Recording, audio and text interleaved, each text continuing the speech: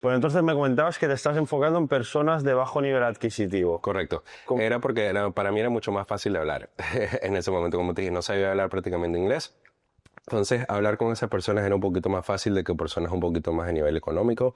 Entonces, me enfoqué como que en la parte de los ahorros directamente para ellos y con eso de verdad que me fue bastante bien.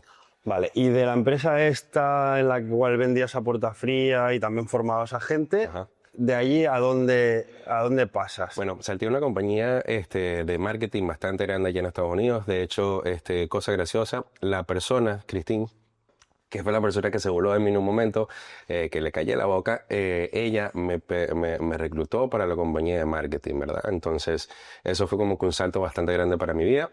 Fue en el momento donde yo empecé a trabajar en una compañía bastante seria, a un nivel corporativo bastante grande. Como te dije, esa compañía en la que yo trabajaba antes, una de las más grandes de Estados Unidos a nivel de marketing. Entonces, esa fue como que el primer trabajo real en el que yo me pude presentar, ¿verdad? ¿Que allí seguías trabajando por comisión o tenías No, un en ese momento salario? ya tenía un salario, Tu imagínate. primer salario en Estados Unidos fue en esta empresa de marketing. Exactamente. Empresa de marketing, exactamente. ¿Qué hace una empresa de marketing? O en este caso en la que tú trabajabas, porque el marketing es muy amplio. Sí, correcto. ¿Qué canales atacaba de marketing? Perfecto, era ¿Y marketing. qué tipo de clientes tenía? Correcto, era marketing digital, entonces el trabajo de la compañía era hacer social media ads para incrementación de ventas y traqueo de los resultados para los clientes, ¿verdad? Uno de los mayores problemas que esta compañía resolvía es el hecho de poder traquear exactamente cuántos dólares y centavos tu marketing te generaba de retorno para negocios físicos. La mayoría de negocios que nosotros representábamos eran negocios físicos, ya sea restaurantes, doctores, teníamos abogados también, servicios de luz, compañías, pues un poquito de todo. Entonces, una vez más, el mayor problema que nosotros resolvíamos era el hecho que estas compañías no traqueaban su retorno en inversión, ¿verdad? Entonces, a través de la tecnología que tenemos en esta compañía, podemos traquear desde el momento que una persona veía una publicidad, cuántas veces las veía, si esa persona fue físicamente al negocio y si la persona pagó, podíamos llegar a saber exactamente cuántos dólares y centavos hacía de retorno. Vale, o sea, un negocio físico hacía una inversión en publicidad, en este caso Meta o también Google. Meta y Google. Sí. Meta y Google. Invertía un dinero para dar a conocer su negocio y atraer más clientes, ¿no? Exactamente. Y la empresa en la cual tú trabajabas tenía un software o una metodología en la cual tú podías saber qué retorno sobre la inversión tenía esa persona. Cuántas personas fueron físicamente al negocio y cuántas de esas personas pagaron con una tarjeta de crédito y cuánto dinero se llegó a hacer por esa persona también. Vale. Y el trabajo de la empresa por la cual trabajabas era optimizar esa inversión. Sí, bueno, mi trabajo en este caso era adquisición de clientes. Yo empecé en una posición, se llamaba Business Development, entonces mi trabajo era buscar clientes. Yo ahí emprendí todo lo que era prospectar clientes, o sea, personas que en este momento ya hacían... Buscar negocios para ofrecerles un servicio de optimización de campaña. Exactamente, para ofrecerle servicio de marketing y aumentarle las ventas. Era prácticamente eso, ¿verdad? Entonces mi trabajo en esa posición era buscar clientes, prospectar a los clientes, llamar a los clientes en frío. En este momento tuve como que mi otra experiencia de venta, donde yo tenía que llamar a las personas en frío, hacer que estas personas me aceptaran a una reunión en persona. Yo iba para la reunión en persona, analizaba el negocio como tal y después esa analización del negocio, problemas y eso, yo se lo llevaba a mi director y teníamos una segunda reunión donde mi director iba a hacer el cierre del cliente. Entonces, Una cosita, la diferencia entre, porque en el primer trabajo, que era puerta fría, primero era en persona, ya no era por llamada, exacto. y no tratabas con empresarios, tratabas con gente casas. corriente, ¿no? Correcto. Digamos. Ajá. Y en el segundo de la empresa de marketing, aquí sí que tú ibas a hablar con los dueños de negocio. Correcto. Por teléfono. Entonces tengo dos preguntas. La primera es, ¿diferencias entre vender en persona o vender por teléfono? Ok, diferencias, vender por teléfono es mucho más fácil que vender por cara a cara, en el sentido de que puerta a puerta es mucho más brutal. O sea, de 150 puertas que yo tocaba en un día, 125 me gritaban y me cerraban la puerta a la cara, me mandaban a la policía todo el tiempo. Cuando yo empecé a trabajar en el teléfono era bastante fácil para mí porque yo estaba en un aire acondicionado, sentado, feliz de la vida llamando, porque lo peor que una persona te puede decir que no. Entonces, cuando yo ya vine de la experiencia de en Venezuela hacer eso también, de acá en Estados Unidos, pasar por absolutamente todo, recibir no todo el día, yo me volví inmune a recibir no, literalmente. Entonces era como que estar en una oficina que era hermosa, hacer llamadas en frío y que me dijeran que no, yo trancaba y llamaba a la otra persona. O sea, como que ya era una mentalidad que yo tenía, o sea, indestructible en ese sentido. Claro. Porque pasé por tanta mierda que en este momento para mí se volvió totalmente fácil. O sea, yo lo vi de esa manera. Lo entiendo. Y luego la diferencia entre venderle a alguien, vamos a decir, normal y corriente en el sentido de, ¿no?, una persona trabajadora, a un dueño de negocio. El tipo de objeciones son distintas, Sí, ¿no? 100%. El tipo de personas, de mentalidad es distinta. La mentalidad es bastante distinta, las objeciones siempre son los mismos, siempre son servicio o precio. Entonces, con este tipo de negocios era diferente porque la mentalidad nuevamente era como que, ok, ¿cuál es el retorno de inversión? Yo siempre tenía que entrar hablando como que, mira, estos son los problemas que tú tienes, estas son las soluciones que yo te voy a dar, estos son los los potenciales incomes, o en este caso revenue que yo te puedo traer para la compañía. ¿Y cuál va a ser tu retorno en inversión? Los dueños de negocio se metieron en su negocio para tener un retorno en inversión. Ellos invirtieron en su locación. ¿Para qué? Para que obviamente en un futuro tengan su retorno en inversión. Entonces, si tú le hablas a un dueño de negocio, mira, si tú inviertes esto, tú vas a recibir tanto de vuelta, las proyecciones son estas, ella es una conversación totalmente diferente. Se hace una proyección. Correcto. Uno puede llegar a un estimado de que marketing en un año completo tú puedes llegar a tener un mínimo de 2 a 3 veces retorno de inversión si tú lo haces de una manera correcta. Un por 2, un por 3. Exactamente. De lo que tú pones como negocio. Correcto.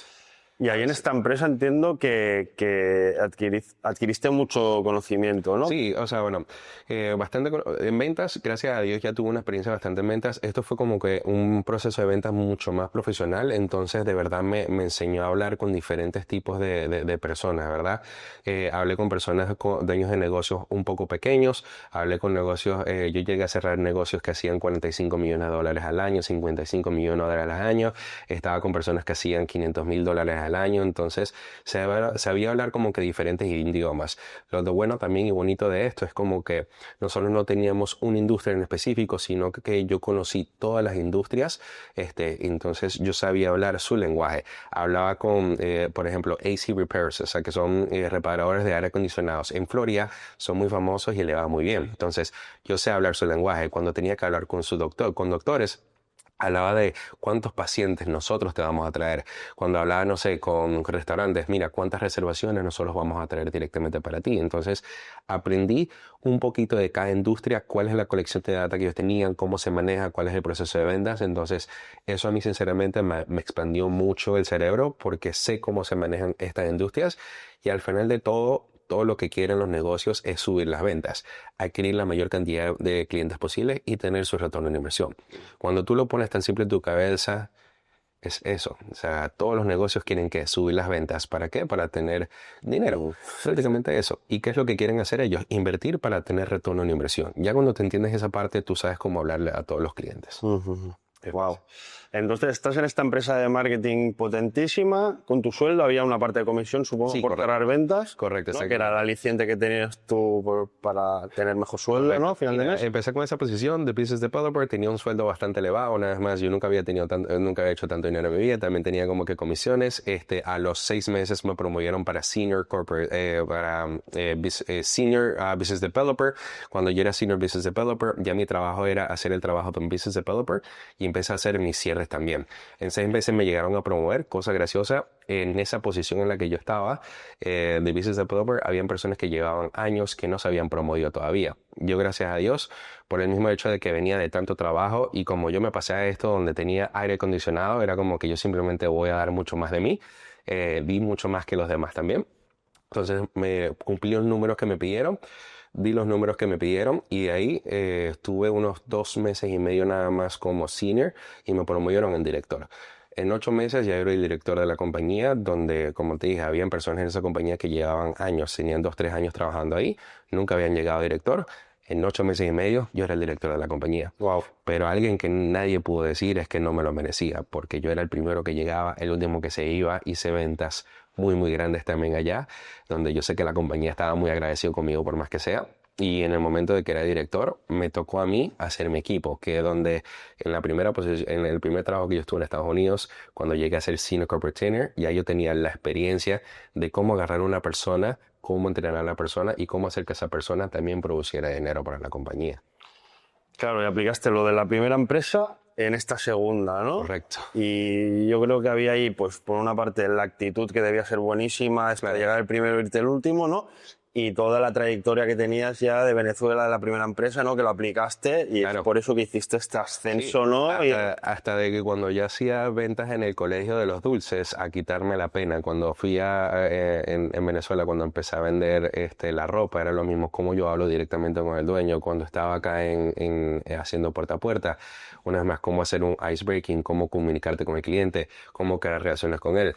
Ya una vez más, cuando yo estuve trabajando aquí, ya yo tenía una experiencia bastante grande de ventas. Yo tenía ya, puedo decir, unos 7, 8 años de ventas trabajando, pero de una manera constantemente en ventas, donde de verdad, o sea, mucha ventas intensamente. Y ya cuando llego acá, para mí no fue, no lo puedo decir tan fácil, pero no me costó mucho el hecho de adaptarme ahí. O sea, como te dije, ya yo venía de la guerra. Y esto fue para mí como que algo mucho más sencillo de hacer. O sea, llamadas en frío no me costaba para nada. Hay muchas personas que le da miedo hacer eso. A mí no me da miedo. O sea, si yo vine de la guerra a hacer esto, para mí me parecía sencillamente fácil. Entonces, como te dije, yo estaba como que tenía una mentalidad muy, muy fuerte en ese momento. Muy, muy fuerte. Y estás de director en esta compañía, Correcto. reclutas a gente, creas tu equipo, ¿qué tal el equipo? Increíble. La gestión de equipos, cuéntame un poco, gestionar un equipo, liderar un equipo, porque por un lado tienes que enseñar, tienes que... Tienes que saber enseñar, tienes que saber manejar las emociones de las personas también y tienes que saber cuáles son los objetivos de cada uno, saber cuáles son las metas de cada uno para nosotros, para yo saber cómo manejarlos a ellos y hacer que ellos sigan caminando directamente hacia una visión, ¿verdad? Porque hay personas que les gusta el tiempo libre, hay otras personas que les gusta más como que, no sé, tiempos de calidad, quieren ir a un restaurante, cosas así. Mi trabajo como director en ese momento era saber todas las personas que yo tenía de mi equipo, conocerlos, cuáles eran sus familias, conocer absolutamente todos ellos, qué les inspiraba, qué les gustaba, qué no. Y cuando ya tú sabes las personas con que tú trabajas, todo se trata de jugar tus piezas de la mejor manera. Es como un ajedrez también, ¿verdad? Sí, es conocer a la persona, ¿no? Generar empatía, ¿no? Y a partir de ahí, pues sacar lo mejor de ellos en base a lo que... Y hacer que se superen por más que sea y hacerles demostrar a ellos de que mira dónde tú estás. Mira, vamos a hacer un tracking de que mira, tú empezaste aquí, mira lo que tú has hecho, mira cuánto dinero tú has hecho. En esto eres bastante bueno, en esto hay que mejorarlo. Entonces tú te enfocas en lo que ellos son buenos para que ellos sigan siendo buenos.